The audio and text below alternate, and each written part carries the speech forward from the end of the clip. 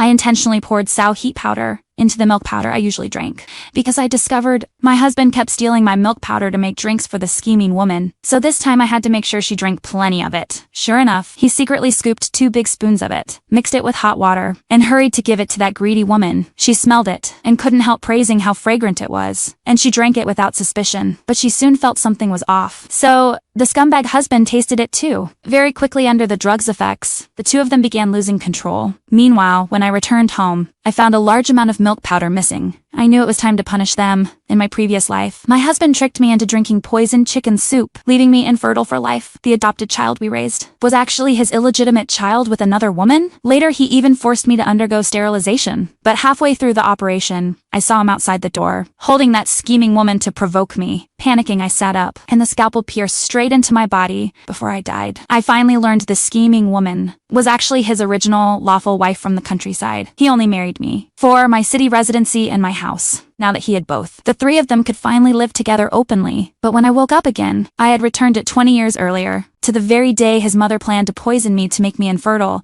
Looking at the 2 bowls of chicken soup, I immediately guessed one of them must be poisoned. I asked my mother-in-law, besides the one for my mother, who was the other bowl for? She lied, saying it was for her pregnant relative, and that I must not take the wrong one. But I instantly understood. In my last life, my mother drank this soup and died with the unborn child, so the bowl tied with red string must be poisonous, and the other one was prepared for the pregnant scheming woman. My husband came over, opened the bowl with the red string, and told me to drink it. If I drank it, I would never be able to have children again. So I made an excuse to send him away, quickly poured the poisoned soup back into its original bowl, then quietly tied the red string onto the other bowl. When the scumbag returned, he thought I had already finished drinking. And so, his mother personally delivered the poisoned soup to the scheming woman, while I carried the safe bowl and accompanied him to the hospital to visit my mother. He couldn't wait to feed the poisoned soup to her. I knew exactly what he intended. If my mother died, he could claim her assets in the future, seeing her drink it all. I noticed a triumphant smile on his face. When we left the room, he anxiously asked if I felt unwell anywhere, because he believed I had also drunk the poisoned soup to keep up the act. I clutched my stomach and said I needed the restroom. He was thrilled, thinking the poison was taking effect. I found an empty place, splashed my face with water. When I returned, he thought I was sweating from pain. I casually said my period came early. He hypocritically comforted me, saying I must be too worried about my mother. Before he finished speaking, my father rushed out, shouting that my mother was going into labor early, and told me to call a doctor right after I left. My mother-in-law arrived at the hospital, excitedly asking her son whether the poisoned soup had knocked my mother out yet. Hearing that she was in severe pain, she happily assumed the poison was working. Little did they know, the happier they were now, the harder they would crash next. As I followed my mother toward the delivery room, the scheming woman's landlord suddenly rushed